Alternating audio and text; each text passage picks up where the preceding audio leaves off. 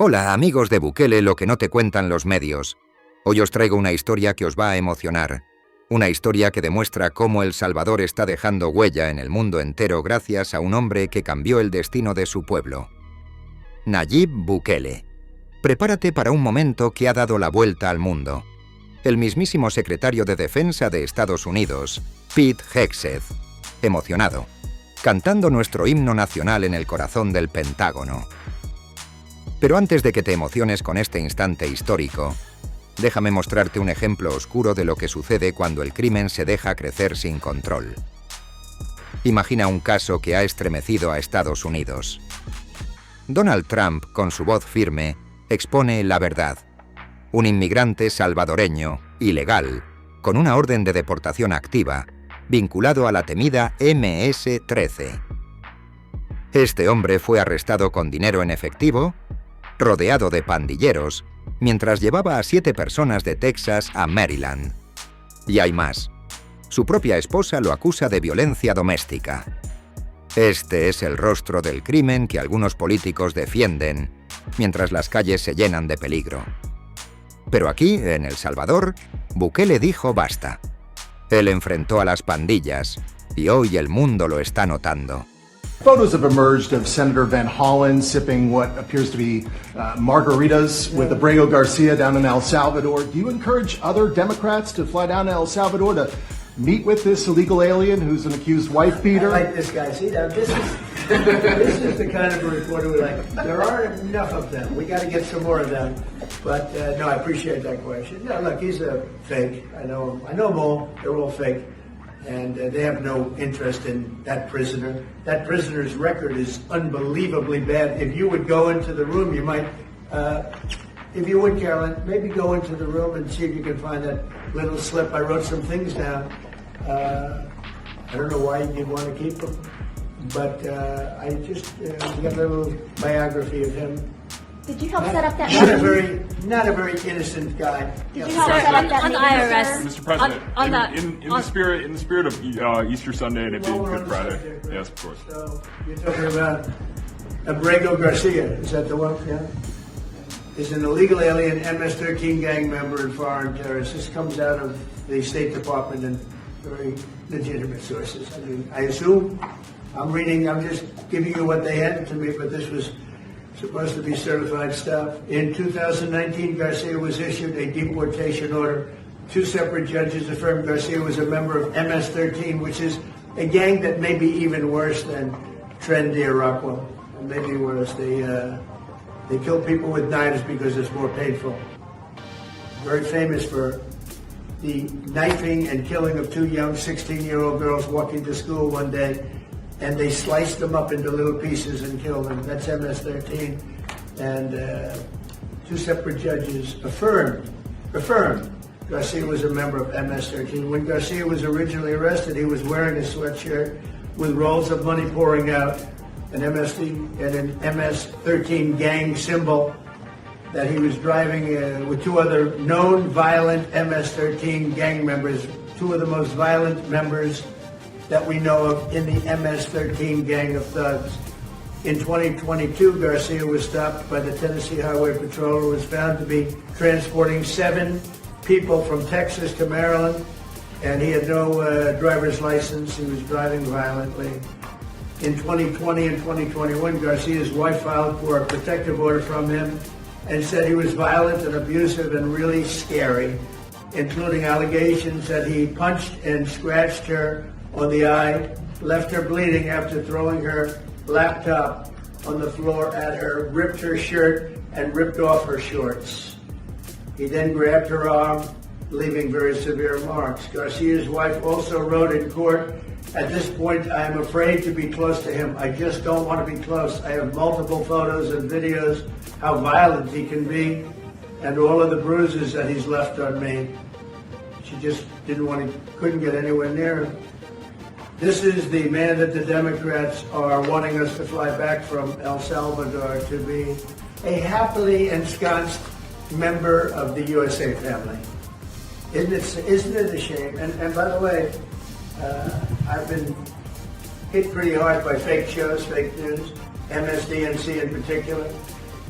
where they talk about how evil I am, that this man would be thrown out of our country. This man is according to certified statements that we get, is a very violent person. And they want this man to be brought back into our country where he can be free and to stay as a happily Maryland, they call him the Maryland man. He's a Maryland father. No, he's a violent person. Who they don't talk about is that wonderful angel mom who lost her daughter, who had 5 beautiful children, and she was killed violently. And, she spoke, and she spoke unbelievably. I saw it, and the fake news didn't pick it up. She spoke. Y ahora, el momento que todos esperábamos. En una ceremonia en el Pentágono, nuestro ministro de Defensa, René Merino Monroy, fue recibido con honores. Pero lo que nadie esperaba fue esto. Pete Hegseth, el poderoso secretario de Defensa de Estados Unidos, cantando con pasión el himno de El Salvador. No era un gesto vacío, amigos. Se le veía conmovido, como si cada nota de nuestro himno le hablara al alma. Esto no es solo un video, es un símbolo. El Salvador, un país que antes era sinónimo de caos, ahora es respetado en el mundo. Y todo gracias a un líder que no tuvo miedo de luchar por su pueblo. Bukele ha puesto nuestro nombre en lo más alto, y este instante lo demuestra. Present! Oh!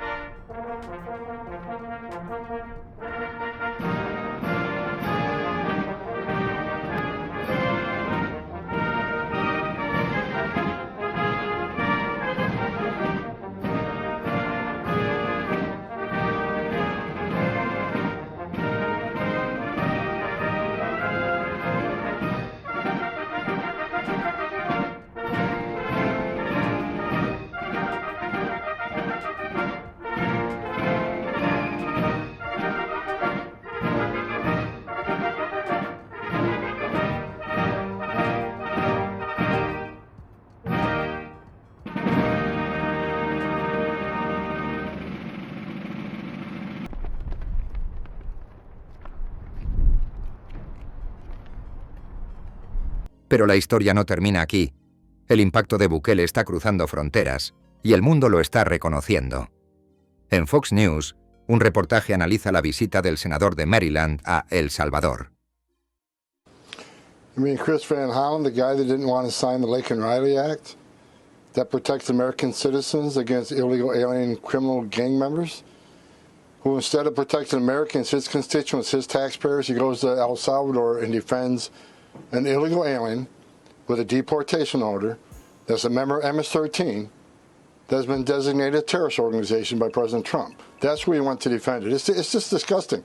The same senator who state yesterday released an illegal alien charged with murder, refused the ICE detainer, hit the street. So rather than protecting his community, protecting the residents of Maryland, he goes to El Salvador to coddle an MS-13 gang member terrorist. It's ridiculous. And also, I talked to an MS-13 expert today who also showed me pictures of his hand, where he says absolutely the tattoo on one of his hands was absolutely an MS-13 gang tattoo, nothing questionable about it.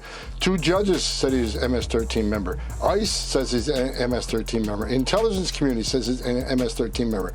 El Salvador says he's an MS-13 member. So, you know, it's just ridiculous. And as far as all the people who are speaking out against this, I cannot believe for a minute there's that many stupid people in the world. Now, AOC, on the smart meter, she's a 0. We'll give them that. But I can't believe these people really believe what they're saying. They got to be just pushing the narrative for a political reason. They can't be that dumb to think that this person is an MS-13 gang member and a public safety threat.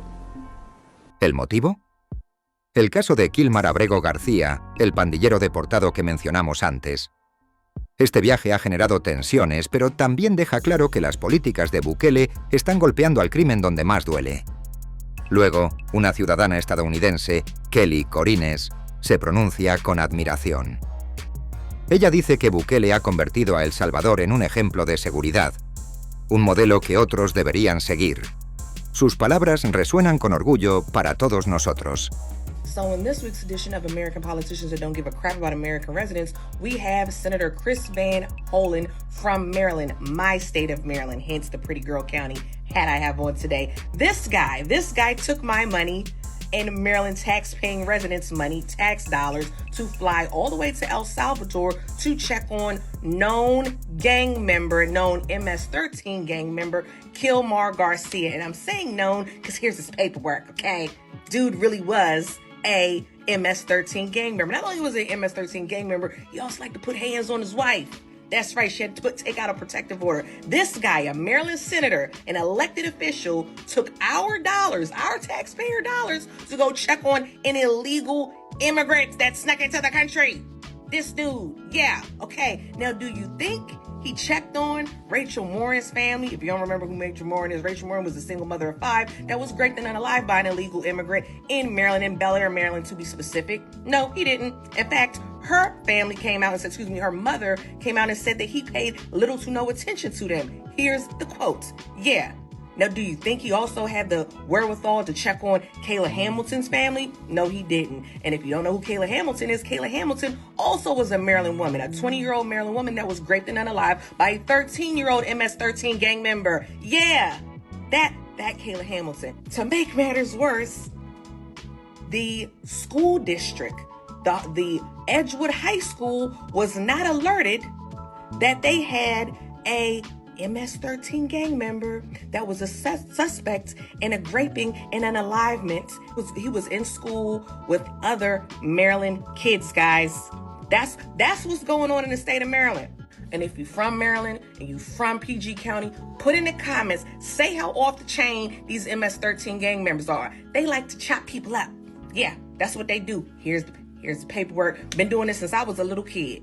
So shout out to President Bukele. Okay, shout out to El Salvadorian President Bukele for caring more about Maryland residents and PG County residents than our own Senator Chris Van Hollen. Now, if only we could get these Maryland politicians to work for Maryland residents as hard as they work for these illegal immigrants. Yeah, if only we could do that, we really could get somewhere. Because he ain't the only one. Here's the Baltimore mayor, Brandon Scott, advocating for these illegals. Here's another one. mayor of Frederick, Maryland, talking reckless. This dude, yeah. And you know what? I blame Maryland residents. Not me. Y'all know I ain't vote for these fools, but they did. So this is what y'all get. Like, y'all politicians try to keep illegal gang members in your community, and y'all voted for this nonsense. Knock it off. A continuación, una TikToker guatemalteca, Adriana Leoni, comparte su experiencia en nuestro país. Habla de calles seguras, de hospitalidad, de un lugar que la sorprendió y que, según ella, está renaciendo gracias a Bukele. Y es que una vez uno llega a El Salvador, ustedes no se van a querer regresar. Visitamos El Salvador por 3 días y 2 noches. Éramos 4 personas y cada uno pagó 350 quetzales para hospedarnos en un Airbnb localizado en San Salvador. Si van a El Salvador, tienen que ir a Sunset Park. Este es un parque de diversiones ubicado en el departamento de La Libertad y mi recomendación es que coman en el restaurante Acajutla, porque la comida estaba deliciosa.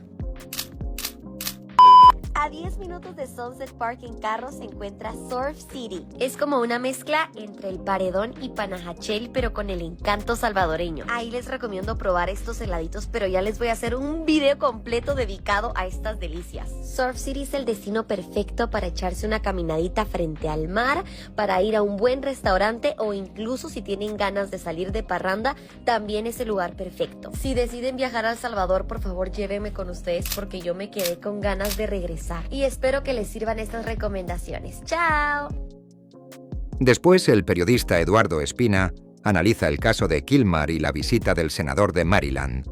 Noticia de última hora, parece que Kilmar Abrego García ha sido liberado en El Salvador. Así es, mi gente, como lo escuchan, esta es una noticia de último momento. Y es que hace unos minutos el presidente de El Salvador, Nayib Bukele, compartió estas imágenes en sus redes sociales, en las cuales se puede ver al senador demócrata del estado de Maryland, Chris Van Hollen, reuniéndose con quien parece ser Kilmar Abrego García. Y claramente no están dentro del SECOT, lo cual indica que Kilmar ha sido liberado. Y aunque eso todavía no se ha confirmado al 100%, claramente es lo que las imágenes parecen indicar. Pero bueno, tan pronto tengamos más información sobre qué es lo que está pasando, yo se los haré saber. Ya que aunque esta es una señal positiva que demuestra que Kilmar está bien, aún hay mucha duda sobre qué es lo que va a suceder ahora. ¿Regresará a Estados Unidos? ¿Lo volverá a encarcelar El Salvador? ¿Qué va a pasar? Solo el tiempo dirá, así que ahí veremos qué pasa y mientras tanto déjenme saber qué opinan y como siempre recuerden que cualquier cosa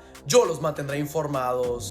Y finalmente un asesor de Trump da su visión sobre el caso de Kilmar. Explica que las acciones de Bukele están frenando a pandilleros peligrosos. Is the president going to ask for him to be returned to the United States or not? Like, yes or no? Let me ask you, what do you think would happen to him if he came back to this country? As your understanding of immigration laws, what do you think would happen? But I'm just asking No, at it's this point important to know. about whether You're or asking not you're asking a lot of questions. the president You are all about asking a lot of Salvador. questions about this, and you all seem to care about it a lot. So let's see if any of you have researched anything about this issue at all.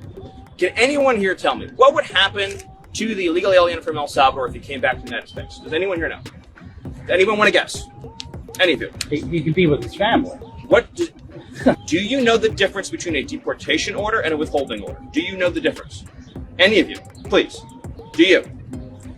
Well, we're not in the government. But you couldn't even spend 72 hours over the weekend learning the distinction, even writing and talking about it this whole time. What I'm getting from this conversation, which is educational for me, is that not one person in the media knows the difference between a deportation order and a withholding order. Is that a fair statement? You're learning about this all for the first time right now?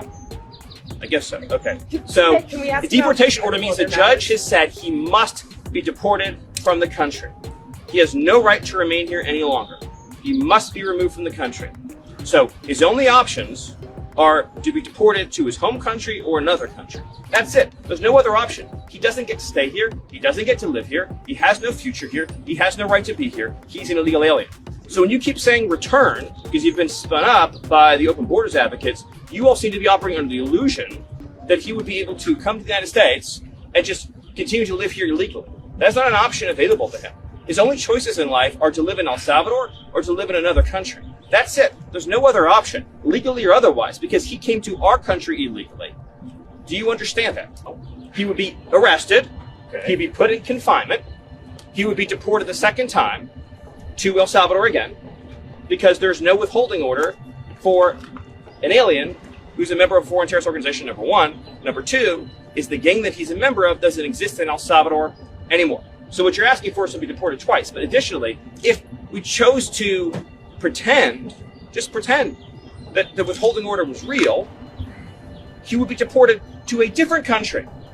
So, for example, he could be deported to Egypt. So I'm just trying to understand, is it your view, in other words, you define a country that would be willing to take a MS-13 member from El Salvador. So I'm trying to understand from you all is, so if he came back and under our laws, he was then deported to Egypt or to Somalia, would you then be saying, great, I'm so glad that you deported him to another country? Is that what you'd all be saying? Protegiendo no solo a El Salvador, sino también a países como Estados Unidos.